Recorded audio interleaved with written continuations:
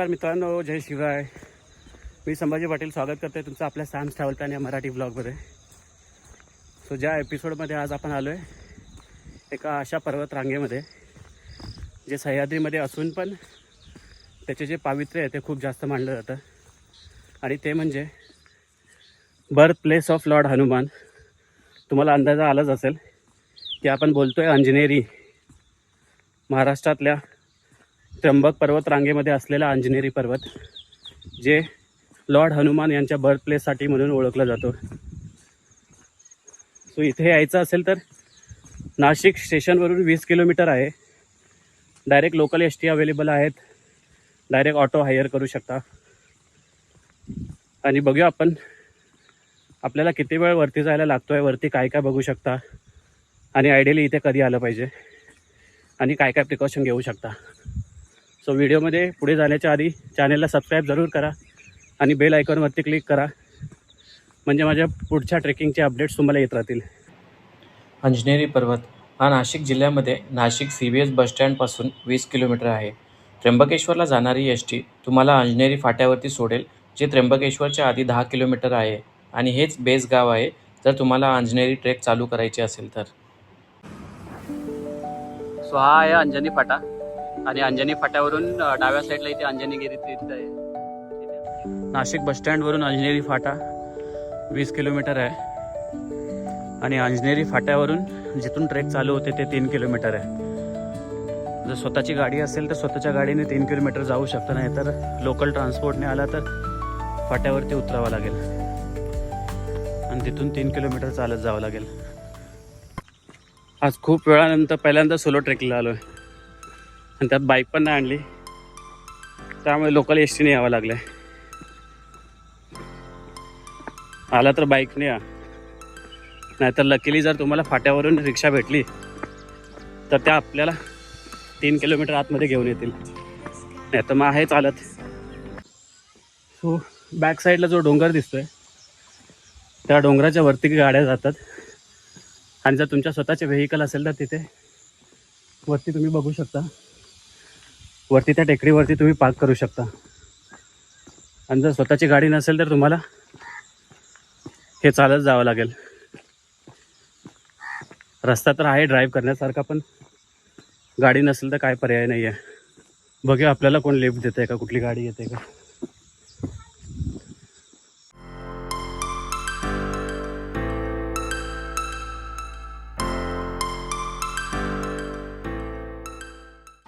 Anjaneri फाट्यापासून 1 kilometre चालत जाऊन एक चेकपोस्ट आहे, जिथे एंट्री तिकीट काढावी लागते, ज्याचे चार्जेस आहेत ॲडल्टसाठी 30 रुपये आणि बाईक आणि कारसाठी 100 रुपयेपर्यंत.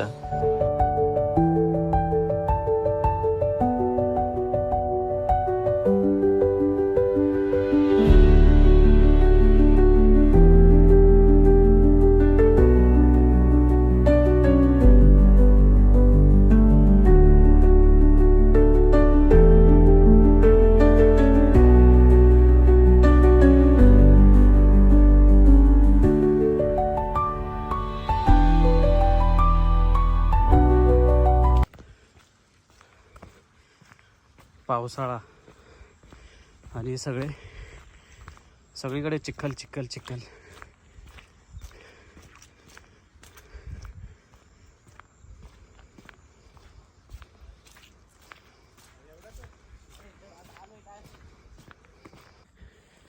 मागे धुके आले सगळे, आणि या धुक्याने सह्याद्रीचा निसर्गच पूर्ण भरला आहे. क्लायमेट पण मस्त आहे, पाऊस तर नाही आहे, ढग आलेत, त्याच्यामुळे धुके आहेत. माहिती नाही वरून काय दिसेल की नाही. आता वाजलेत 9, आणि बरोबर 9:05 आपण ट्रेकिंग चालू केलं. तर तुम्हाला कळेलच किती वेळ लागतो आहे वरती जायला.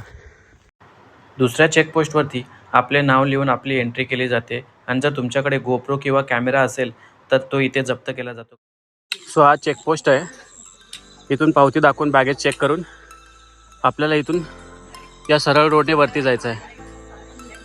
सो इथपर्यंत 3 किलोमीटर यायला आपल्याला अर्धा तास लागला. सो पाऊस पण चालू झाला आहे, बघूया आता आपल्याला वरती जायला किती वेळ लागतोय. रस्ता काय कठीण आहे, कारण खूप सारे लोक जातात काही ठिकाणी पायवाट आहे. सुरुवातीला हे स्टेअर्स आहेत, हे स्टेअर्स फॉलो करायचे आहेत.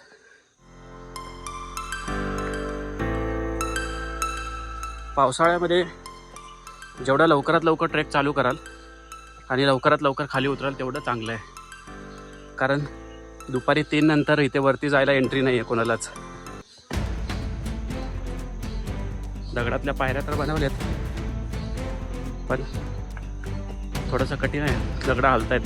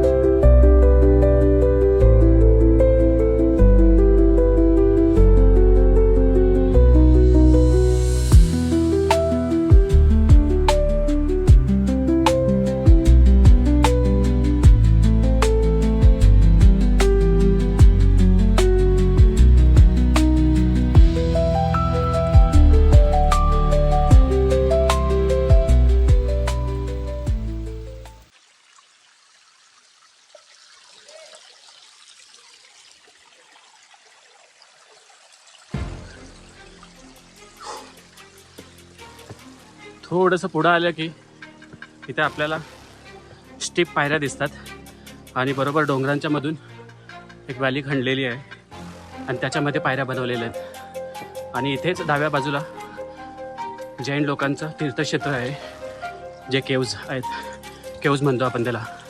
आणि थोडं वरती गेलं की अंजनी माताचं केव्ज आहे, जिथे त्यांनी तपश्चर्या केलेली. दिगंबर जैन प्राचीन तीर्थक्षेत्र.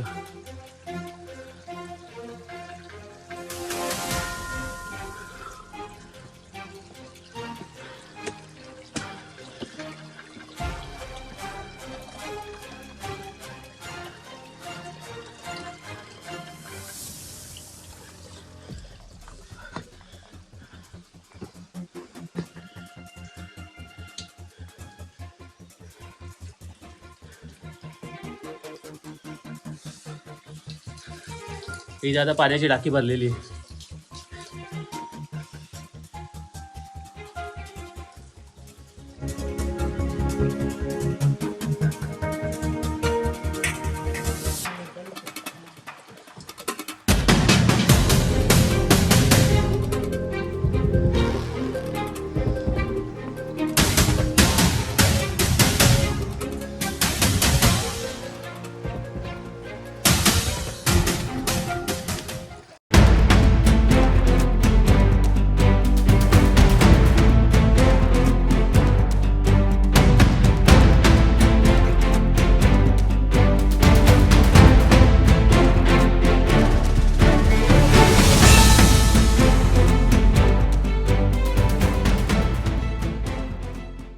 तुम्हाला प्रश्न पडला असेल मी बॅग पुढे का घेतलंय, कारण इथे माकडे बाहेर आहेत. कधी तुमच्या बॅगेवरती मागून अटॅक करतील तुम्हाला पण कळणार नाही. आणि हातात जर काय असेल तर मग विसरूनच जावा.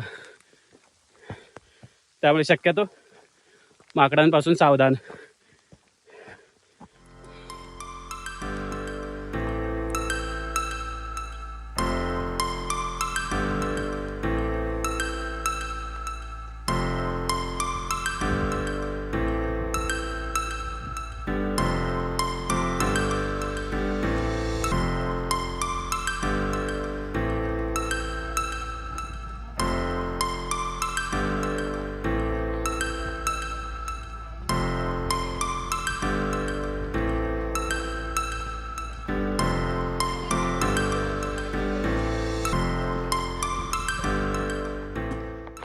एका तासाच्या ट्रेकिंगनंतर आपण अंजनी मातेच्या मंदिराजवळ पोहोचतो, जिथून अर्धा ट्रेकचं डिस्टन्स पूर्ण होतं.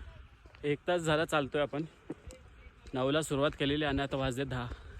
डोंगराच्या एका पायथ्याला आपण पोहोचलो आहे, जिथे अंजनी मातेचं मंदिर आहे. अंजनी मातेच्या मंदिरामागून एक रोड गेला आहे, जो सरळ दुसऱ्या डोंगरावरती जातो, जिथे मेन हनुमान यांचं मंदिर आहे. बघूया अजून किती वेळ वरती लागतोय, कारण ऑलरेडी 1 तास झाला आहे. सगळीकडे धुके आहे. मला वाटलेलं थोडंसं पाऊस कमी आला आहे म्हटल्यावरती धुके नसतील.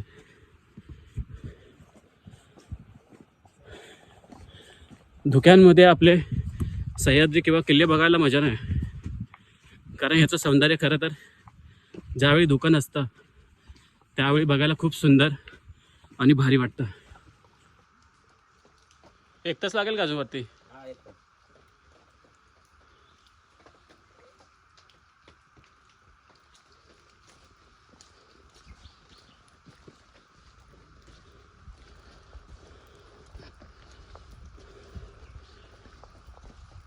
इथून या ढाब्यापासून हा जो डाव्या साईडचा रोड आहे तो जातो अंजनी मातेच्या गुफेकडे, आणि आपल्याला वरती जायचं टोकाला. हा सरळ दगडातली पायऱ्यांची पायवाट आहे. आपण रिटर्न येताना गुफेकडे जाऊया, बघूया.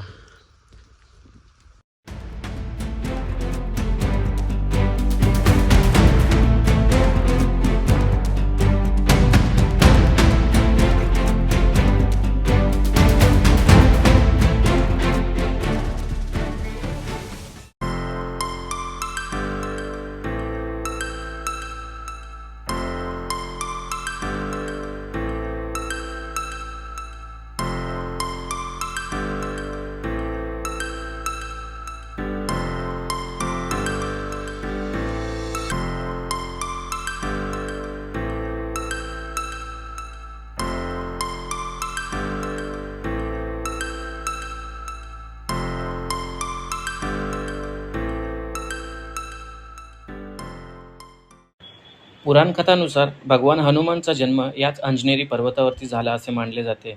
हनुमानची माता अंजनी हिच्या नावावरून या पर्वताला अंजनेरी असे नाव पडले. येथे अंजनी माता व बाल हनुमान यांची खूप सारे प्राचीन मंदिरे आढळतात. हा परिसर म्हणूनच हनुमान भक्तांसाठी एक तीर्थक्षेत्र मानला जातो. त्र्यंबकेश्वर परिसर प्राचीन काळापासून साधू संतांची तपश्चर्या करण्याचे ठिकाण म्हणून प्रसिद्ध आहे. अंजनेरी पर्वतावरती अशा अनेक प्राचीन गुफा व शिलालेख सापडतात, जे प्राचीन संस्कृती आणि वास्तुशास्त्रांचे दर्शन घडवतात. पेशवे काळात व नंतर मराठ्यांच्या राजवटीत या भागाचा उपयोग रणनीतिकदृष्ट्या केला गेला. खरं तर पावसाळ्या काळामध्ये सह्याद्रीमध्ये सगळीकडे धुके पसरले जातात, आणि अंजनेरी हा पर्वत 4200 फुटावरती असल्यामुळे या परिसरात सगळीकडे धुके पसरलेले होते, म्हणून आपल्याला सभोवतालचा परिसर काहीच बघता आला नाही. दाट धुक्यांनी हा परिसर पूर्ण भरलेला होता.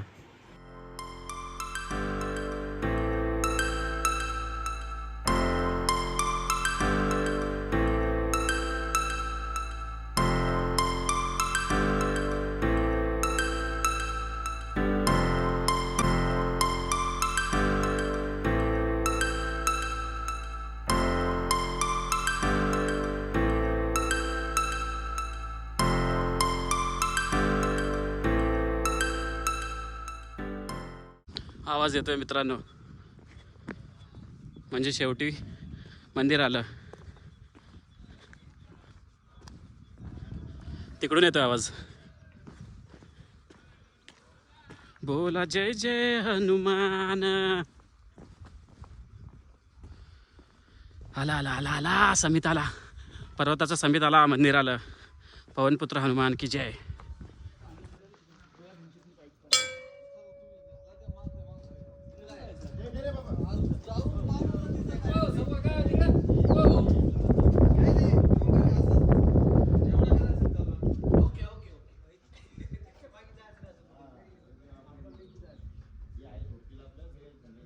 सो 9:10ला आपण ट्रेकिंग चालू केलेली आणि आता वाजलेत बरोबर 11.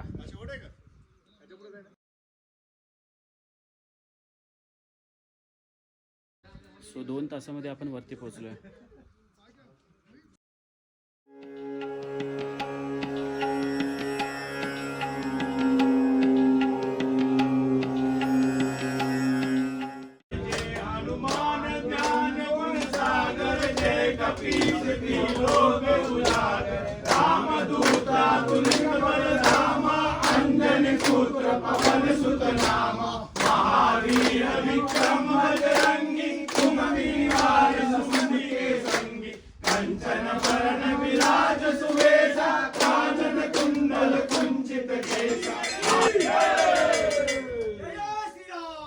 जय श्रीराम. सो पूर्ण फॉग असल्यामुळे आपल्याला काय व्यवस्थित शूट करता आला नाही, पण ॲटलिस्ट एक ट्रेकिंगचा गाईड तुमच्यासाठी घेऊन आलो आहे.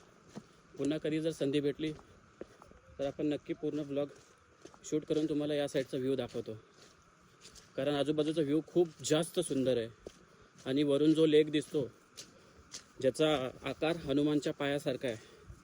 कारण असं बोलतात की ज्यावेळी हनुमानने सूर्याला गिळायला उडी मारलेली त्यावेळी तो त्याच्या पायाचा निशाण झालेला आणि त्या पायाच्या निशाणाचा खाली लेक बनलेला आहे ज्याच्यामध्ये पाणी भरलं आहे. सो हे आहे बाल हनुमान आणि अंजनी माता यांचं मंदिर.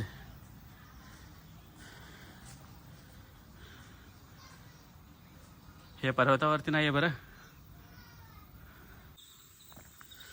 आपल्याला इथे एक जाता जाता केव्ज दिसलं, छोटीशी गुफा. इथे एक मंदिर पण आहे.